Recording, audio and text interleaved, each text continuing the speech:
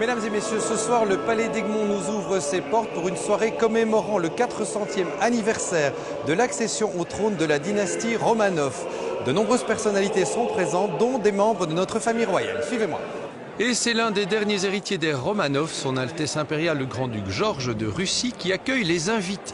Les bénéfices de cette soirée seront reversés à la Fondation impériale russe qui soutient la recherche contre le cancer. Grégoire Tolstoï en est l'instigateur. Grégoire Tolstoï, comme le dit votre nom, vous êtes évidemment d'ascendance russe. Que représente ce 400e anniversaire de l'accession au trône de la dynastie des Romanov? C'est un événement incontournable de l'histoire russe. Chaque 100 ans, on fête l'événement évidemment en Russie. 1913, c'était des balles incroyables.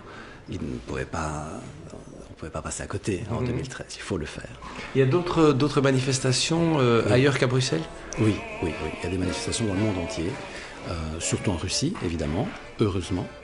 Mais il y en a aussi en France. J'étais à une magnifique réception à l'ambassade russe, et il y en a à Londres, à Berne, je sais, enfin partout aux États-Unis. Et pour en savoir un peu plus sur cette famille mythique qui continue de fasciner à travers le monde, nous rencontrons Madame Hélène Carrère-Dancos, secrétaire perpétuelle de l'Académie française. Référence incontournable lorsqu'on évoque l'histoire de la Russie. Madame Carrère-Dancos, merci de nous recevoir et de nous donner un peu de votre précieux temps. Alors on le sait, vous êtes historienne, mais surtout vous êtes l'historienne de la Russie et vous venez de sortir un nouvel ouvrage, Les Romanov, une dynastie sous le règne du sang. Est-ce que vous pouvez un peu nous développer cette idée? Quand on regarde les autres dynasties, les Bourbons, les dynasties anglaises, les Allemands, il y a des tragédies. Mais la continuité de la tragédie, elle n'existe pas dans d'autres dynasties. En dépit de ça, ils ont accompli une œuvre considérable, car ils ont construit un empire d'abord territorial incroyable. Partant de ce tout petit espace autour de Moscou, ils sont arrivés au bord de l'océan Pacifique, ils sont arrivés au pôle Nord, ils sont arrivés aux frontières de la Perse. Enfin, c'est absolument incroyable. Sur la mer Noire, où tout le monde a essayé de les empêcher d'arriver. Et ils ont construit aussi un grand État, un véritable État moderne, car en 1917, c'était un État moderne, une économie qui s'est développée remarquablement. Le développement économique de la Russie au début du XXe siècle, sous les Romanov, a été spectaculaire, et un État où la culture a régné en maîtresse.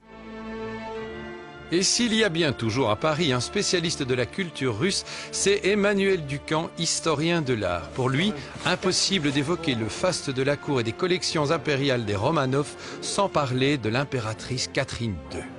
Catherine II, elle a utilisé l'art et le mécénat artistique comme un instrument à la fois de propagande et de renforcement de la puissance russe dans les esprits européens. On pourrait dire, vous qui êtes français, qu'elle a un peu copié Louis XIV avec Versailles. Elle a fait exactement la même chose. Elle a augmenté le patrimoine architectural. Là aussi, elle était très maligne, pas seulement acheté, elle a fait faire des œuvres d'art. Mais comme on le sait, la fin de la dynastie des Romanov sera tragique. Son dernier tsar, Nicolas II, et toute sa famille seront exterminés par les bolcheviks en juillet 1918. Un drame qui est sans doute à l'origine de la naissance du mythe Romanov, un mythe qui a perduré en Russie tout au long du XXe siècle, y compris chez certains dirigeants. Boris Eltsine, ça touche à la dynastie. Boris Eltsine, qui était un homme, un apparatchik communiste, s'est interrogé sur la question d'une restauration de la monarchie. Tous les restes sont retrouvés maintenant. On raconte parfois que tous n'ont pas été tués, c'est une blague. Tout ça a été analysé extrêmement sérieusement. Il a été très acharné à ce qu'on les retrouve, à ce qu'on les identifie. Il ne savait pas quoi faire. Mais on lui a expliqué d'ailleurs que d'une part, ce n'était pas une solution, ça n'avait aucun intérêt, mais c'est dire que l'hypothèse dans sa tête a existé. Et des contacts ont d'ailleurs eu lieu avec le grand-duc Georges, très jeune à l'époque. Nous le rencontrons à Bruxelles. Monseigneur, vous êtes à ce jour l'héritier du trône de Russie, le trône des Romanov. Vous êtes né à Madrid, vous avez étudié en Angleterre, vous avez travaillé au Luxembourg, en Belgique maintenant, et vous habitez aussi chez nous. Est-ce que vous aimeriez vivre en Russie et avoir un rôle là-bas? Bien sûr, bien sûr. Mais je veux dire, la famille, avant tout, garde un rôle de protection de valeurs historiques. Donc nous ne nous involucrons pas dans aucune lutte politique, ni cherchons à faire de la politique dans la Russie. Nous sommes un lien historique et de culture. Nous nous adaptons aux valeurs modernes pour préserver une tradition russe. Bien sûr, pour nous, ce serait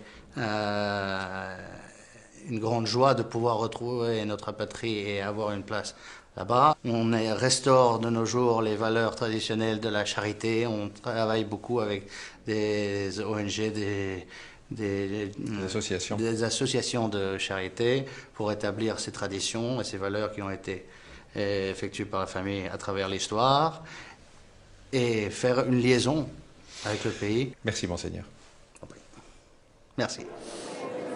Eh bien, Barbara, voilà encore une belle émission.